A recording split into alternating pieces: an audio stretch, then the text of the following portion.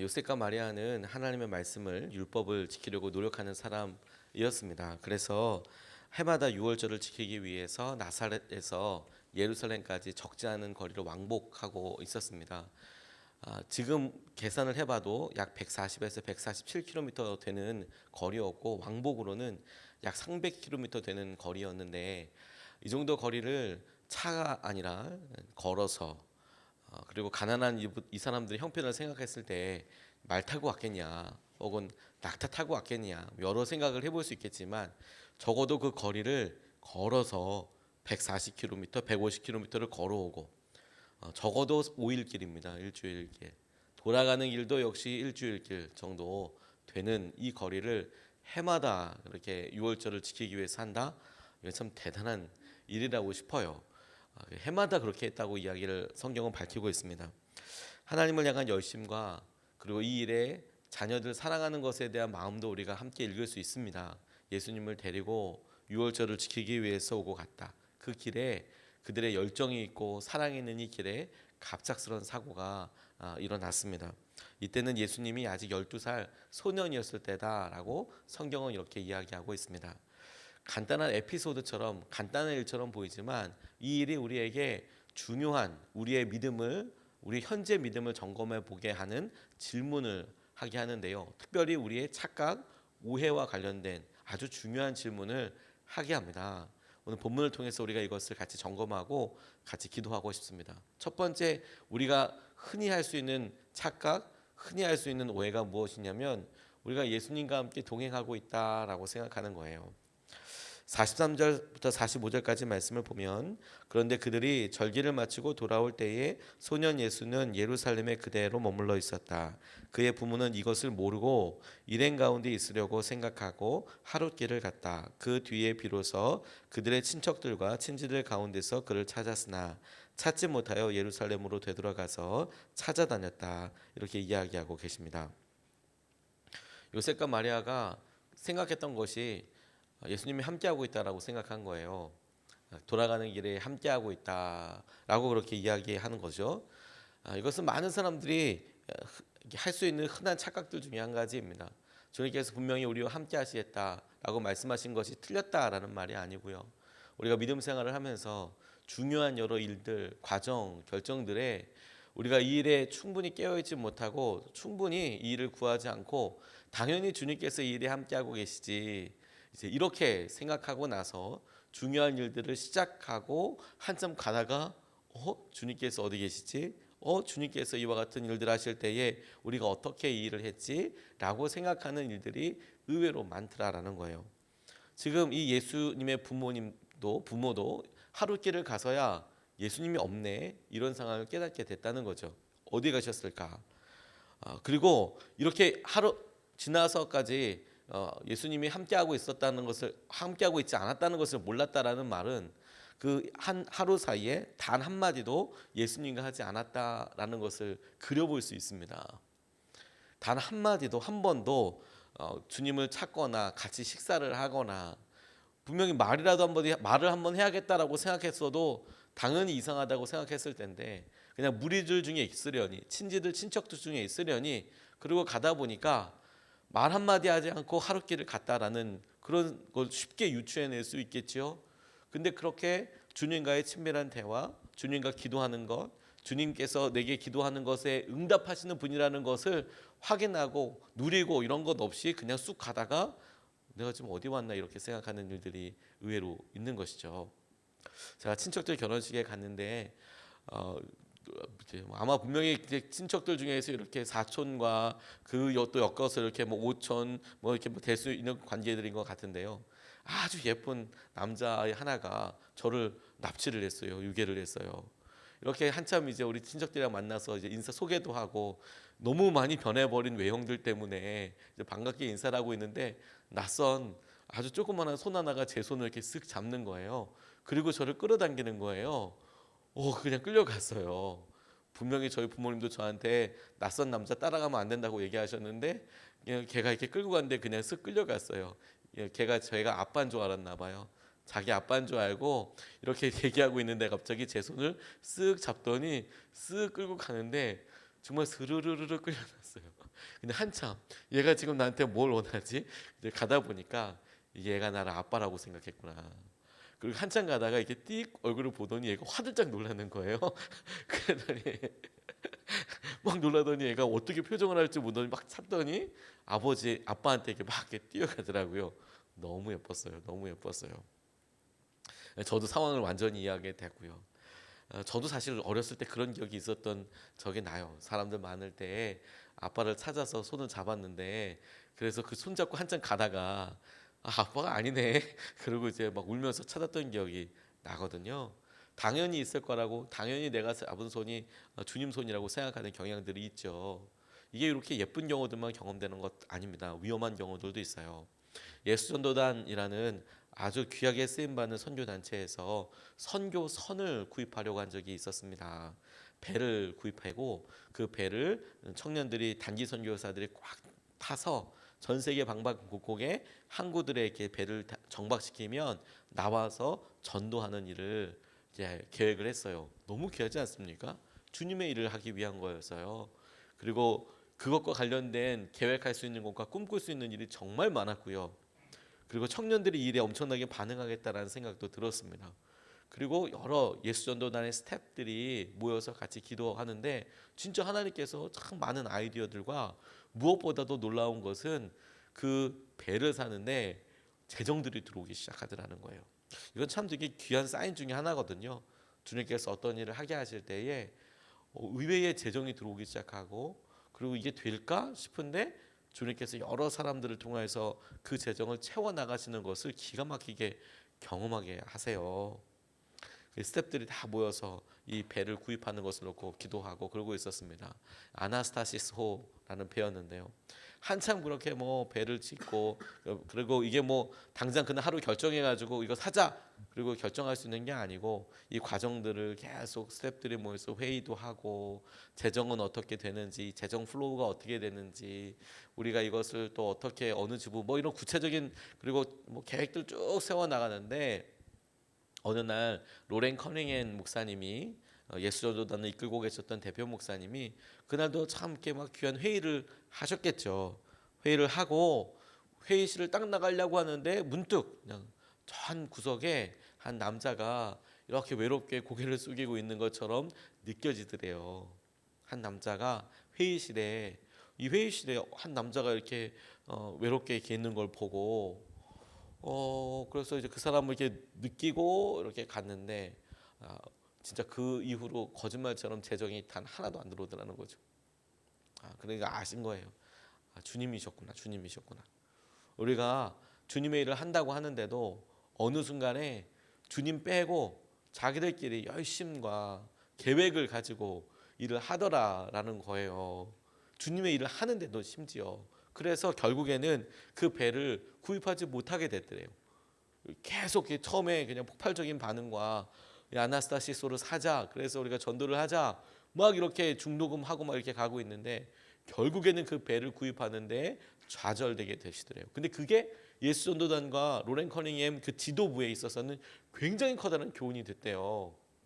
주님의 일 하는데 주님께서 끝까지 함께 하시는 것을 놓고 기도하고 다시 확인하고 다시 묻고, 이게 괜한 짓이 아닌 거구나. 이게 정말 중요한 거구나. 내가 예수님과 함께하고 있다는 것을 내가 같이 누리고 기도하는 것이 되게 중요한 과정인 거구나. 전 당시의 상황을 한번 떠올려 봤어요. 당시에 마리아와 요셉이 이렇게 유월절을 같이 지내고 많은 사람들이 뿔뿔이 자기 집으로 다 흩어져 가는 상황 아니겠습니까? 유월절이고, 그리고 아기 예수도 아니고 이제 12살 소년이었던 예수님이 몇 번 왔을 거예요. 해마다 왔다고 했으니까. 그러니까 어떻게 해야 될지, 또 어느 길로 대충 갈지, 뭐 이런 것들도 아마 알 수 있을 거다. 그러니까 마리아 그리고 요셉의 입장에서는 그럴 법한 이유도 있었겠지. 아무 전후 관계 설명이 없으니까 어떻게 그냥 아들 챙기지도 않고 그냥 가냐, 이렇게 일방적으로 얘기하기보다 아마 분명히 합법적인 그리고 합리적인 이유도 있었을 거다. 그럴 법한 일도 분명히 있었을 수도 있다. 우리가 알지 못하는, 그래 있었을 거라고 생각했을 거야. 그러니까 아무리 그렇게 다 변명을 같이 해주고 생각해 준다고 하더라도 그래도 하루 동안 확인하지 않고 그래도 그 가는 길 동안 예수님이 함께하고 있는지 그 식사 시간 동안이나 쉬는 시간이나 그럴 때 단 한 번도 확인하지 않고 갈 수 있다는 것이 여전히 어떤 변명과 어떤 상황 가운데서도 넘을 수 없는 한계가 되는 거예요. 우리에게도 마찬가지라는 생각이 들었어요. 우리가 주님과 정말 함께하고 있는 것에 대해서 오늘도 우리가 확신을 가지고 다 주님께서 하시는 일의 기도와 또 말씀을 향하여서 우리가 발돋움하는 하루가 되어야겠다, 이렇게 같이 기도하고 붙잡고 싶습니다. 두 번째, 우리가 자주 하는, 흔히들 하는 착각이자 오해가 있어요. 주님을 찾기 위해서 어떻게 해야 할까와 관련된 겁니다. 주님을 찾기 위해서 어떻게 해야 할까. 46절로 50절까지 말씀을 보면, 사흘 뒤에야 그들은 성전에서 예수를 찾아냈는데 그는 선생들 가운데 앉아서 그들의 말을 듣기도 하고 그들에게 묻기도 하고 있었다. 그의 말을 듣고 있던 사람들은 모두 그의 슬기와 대답에 경탄하였다.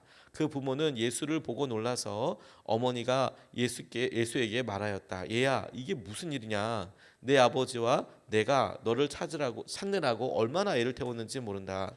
예수가 부모에게 말하였다. 어찌하여 나를 찾으셨습니까? 내가 내 아버지의 집에 있어야 할 줄을 알지 못하셨습니까? 그러나 부모는 예수가 자기들에게 한 말이, 그 말이 무슨 말인지 깨닫지 못하였다, 이렇게 말씀하세요. 사흘 뒤에야 찾았답니다. 얼마나 놀랐을까요? 얼마나 놀랐을까요? 정말 아이를 잊어버리게 됐을 때 그 부모 마음이 다 녹아버립니다. 그냥 이렇게 보다가 애가 갑자기 없으면 엄청 놀라버려요. 마리아와 요셉은 지나온 길들을 다시 오롯이 찾고 가고 물었을 것 같아요. 예루살렘에서도 안 가본 곳 없이 혹시나 어디 갔을까 싶어서 그렇게 찾아보았을 겁니다. 혹시라도 중간에서 잃어버린 거라면 문제가 더 커지겠죠. 어디 갔는지 사람들 휩쓸려서 찾을 수도 없을 거예요. 근데 정작 주님을 만나게 됐을 때 그동안 찾느라고 애를 태우면서 보냈던 그 과정에 대해서 예수님께 이야기한 거예요. 우리가 널 얼마나 찾았는지 아냐. 그런데 주님은 오히려 되물으세요. 내가 아버지의 집에 있어야 할 줄을 모르셨냐고. 이렇게 다시 질문을 하세요. 반문하세요. 이것이 우리에게 굉장히 중요한 주님과의 만남과 주님과의 거리, 주님께서 오늘도 우리가 어디서 주님을 만나야 할지에 대해서 질문할 때 우리가 바로 찾아 들어갈 수 있는 핵심을 주신다고 생각하게 되었어요. 성전이 주님께서 예루살렘에 우리에게 허락하여 주신 그 건물을 이야기할 수도 있지만, 하지만 우리가 고린도전서 성령님께서 우리 안에 거하시는 것을, 너희 마음이 주님께서 거하시는 성전인 것을 알지 못하느냐라고도 이해할 수 있고, 우리가 주님 앞에 예배드리는 예배, 우리가 심령의 예배로 주님을 만나는 그 순간, 그 거룩한 시간을 예배드리는 것을 주님이 우리와 함께하고 계시기 때문에 주님이 주시는 은혜로, 또 오늘 주님을 찾고 만나는 시간으로도 적용할 수 있겠더라고요. 장소도 그렇지만 우리 마음도, 그리고 우리가 주님을 만나는 시간도, 내가 여기에 있어야 될 줄 너희들이 몰랐느냐라고 물을 때의 그 성전으로 우리가 적용해 볼 수 있겠다는 생각을 하게 됐습니다. 레위기를 읽으면 기적과도 같은 말씀이라는 생각이 들고 너무너무 감사하게 돼요. 그 따분해 보이고 단편적인 이야기들이 쭉 진행되는 것 같지만 레위기가 우리에게 은혜이고 감사한 내용이 뭐냐면, 레위기가 있고 없고의 차이를 따라서 그 전에는 이스라엘 백성들이 하나님 앞에 잘못을 한다거나 어떤 일이 있어도 나아갈 수 있는 방법이 없었어요. 하나님께서 만나주시고 하나님께서 그들을 찾아오시고 하나님께서 그들에게 이야기해 주실 때에 몇몇 사람들 외에 어떻게 해야 될지를 몰랐습니다. 그런데 레위기에 성막을 주시고 그리고 예배 방법을 주셨다는 것이 무슨 의미냐면, 영적으로 너무 중요한 것이 너희들이 하나님께서 정하신 방법을 따라 하나님께서 정하신 그 제물을 하나님께서 정하신 그 장소에서 너희들이 그렇게 순종하여 예배를 드리면 그 예배를 하나님께서 받아주시겠다라는 거예요. 너희들 죄를 용서하고 너희들과 함께하고 너희들을 화목하게 하게 하는 모든 일들을 내가 그곳에서 듣겠다라는 이야기시거든요. 이게 너무 중요한 거예요. 왜냐하면 누구든지 이제 그 레위기 말씀, 주님께서 행하시는 그 말씀을 붙잡는 사람은 누구라도 그 말씀과 그 과정을 따라서 하나님 앞에 나아가게 될 수 있는 길을 얻었다라는 거거든요. 이건 놀라운 길이에요. 그 전에는 사람들 앞에서 그 길이 없었어요. 그런데 그 레위기와 그 모세오경을 통하여서 하나님께서 구체적인 율법을 주시고 그 율법을 준수하고 따라가는 것을 통하여서 내가 너희들 이렇게 만나겠다라고 말씀해 주신 거거든요. 그게 성막이고 그 성막이 예루살렘에 세워져서 성전의 모습으로 이렇게 영적인 맥락이 이어지게 되는 것이죠. 그게 우리 마음속까지도 있다. 그 보이는 성전이 허물어지고 성령께서 우리에게 오셔서 그게 우리 가운데 있다라고 말씀하시는 거거든요. 우리가 주님 잊어버렸다라고 이야기하는 사람들이 간혹 있어요. 그런데 내 마음의 회복을 놓고 우리 심령의 회복을 놓고 어떻게 해야 하느냐라고 갈급해하고 갈망을 갖고 계시는 분들도 계세요. 그런데 여러 성도님들을 만나고 저 스스로도 여러 번 어려울 때도 있고 충만할 때도 있고 때로는 광야처럼 그냥 쭉 가야 되는 경우도 있고 어떤 때는 너무 기쁘게 주님께서 무슨 말을 해도 함께하고 계신다는 것이 믿어지고 그럴 경우들이 있고 여러 상황들을 직면하고 또 여러 사람들을 보면서 제게 느껴지는 것이 뭐냐면 주님과의 관계를 회복하기 위해서 내가 주님을 잃어버렸어 라고 생각할 때 그 주님을 다시 만나고 붙잡게 하기 위해서 제일 중요한 게 뭐냐? 예배더라고요. 예배, 일상적인 예배. 그리고 그 예배가 기도원에 갈 수도 있고 뭔가도 할 수 있지만 우리가 날마다 드리는 예배, 성전에서 드리는 예배, 그게 너무너무 중요하더라고요. 사실 그게 제일 중요하더라고요. 그게 제일 중요하더라고요. 다른 게 더 좋은 보약이 없어요. 밥이 보약이다, 밥이 보약이다 이런 얘기 하잖아요. 그 말이 그냥 하는 말이 아니라 사실이지 않습니까? 한번 좋은 음식, 보양식이라는 걸 먹어서 속은 든든하고 좋은 것 같지만 그거 한번 먹어서 건강이 확 좋아진다라고 생각하기보다 날마다 그냥 밥 잘 뭐 조금만 먹든 뭐 얼마큼 먹든 잘 규칙적으로 꼭꼭 씹어 먹고 날마다 그 밥 먹고 건강한 게 훨씬 더 개연성이 있어요. 그게 훨씬 더 맞는 얘기 아니겠습니까? 그래서 성도님들 이렇게 보면요, 어떤 시험에 드실 때도 단계들이 있어요. 어디서부터 무너지는가 가만 보면 예배에서부터 무너져요. 거의 예외 없습니다. 거의 예외 없습니다. 주일마다 예배를 뵙고 평일날 예배를 뵙고 예배 때를 뵙고 이럴 때 보면 열심과 마음으로 주님 앞에 다가오시는 귀한 때가 있잖아요. 언제 그걸 식느냐? 예배 때 조금씩 이제 반응을 보이세요. 정말 이렇게 앞에 앉으시던 분들이 점점 뒤로 가신다거나, 그러다가 이제 저 바깥에서 예배를 드리신다거나, 이제 그런 경우들이 계속 있어요. 그러다 이제 한 주, 두 주 이제 안 오신다거나, 그러면 뭐 거의 예외 없어요. 그 시간들이 다 그렇게 되는 거죠. 그러니까 여러분 우리가 우리 마음 속에 하나님 주님과의 뜨거운 마음과 관계를 다시 회복하고 싶습니다라고 생각된다면 그러면 예배 회복서부터 우리의 마음속에 임하신 주님의 말씀이 우리가 큐티할 때나 우리가 주님 말씀을 함께 묵상하고 나아갈 때나 간절함이 있느냐, 이 성전에 불이 임하느냐, 함께하느냐, 주님이 함께 하시느냐, 그거부터 확인하면 된다는 거예요. 우리가 흔한 착각 중에 하나가 뭐냐면 이 마음과 이 사랑을 회복하기 위해서 금식을 해야 돼. 그건 뭐 나쁜 방법은 아니겠지만 특별한 무언가가 더 있다라고 생각해 볼 수도 있지만 거기에 키가 있는 것이 아니라 우리 마음속에 계신 주님 앞에 그냥 나아가는 거예요. 성전으로 들어가는 거예요. 그게 놀라운 은혜이고 기쁨이라는 거예요. 보이는 것은 그냥 보이는 게 다가 아니에요. 어느 미국 기자가 취재차 예루살렘에 갔는데요. 그것에 한 노인을 주목하게 됐답니다. 예루살렘에는 통곡의 벽이라고 솔로몬 성전의 일개 벽이 한쪽 벽면이 남아 있어요. 거기서 지금도 이스라엘의 예루살렘의 회복을 놓고 이스라엘 사람들이 엄청 기도합니다. 벽에다 대고 통곡의 벽에서 예수 기도를 합니다. 그런데 그 통곡의 벽에서 정말 자기들 이렇게 취재하러 갔는데 한 노인이 하루도 빼놓지 않고 정말 간절히 그 성전의 서쪽 벽, 통곡의 벽에서 계속 기도를 하더라는 거예요. 계속 이렇게 머리를 이렇게 하면서 기도하거든요. 그래서 그의 신실함과 경건함이 존경스러워서 그리고 무슨 기도하는지 궁금하기도 해서 가서 물어봤대요. 참으로 신실하게 통곡의 벽 앞에서 기도를 하시던데 기도할 때 어떤 심정이냐고 물어봤더니 이분이 대답하시더래요. 벽에다 대고 말하는 느낌이라고. 통곡의 벽에서 이렇게 기도하는데 기도할 때 어떤 느낌이시냐고. 벽에다 대고 기도하는 느낌이라고 그런 이야기를 하시더라는 거죠. 보이는 성전이요, 보이는 거 다가 아니에요.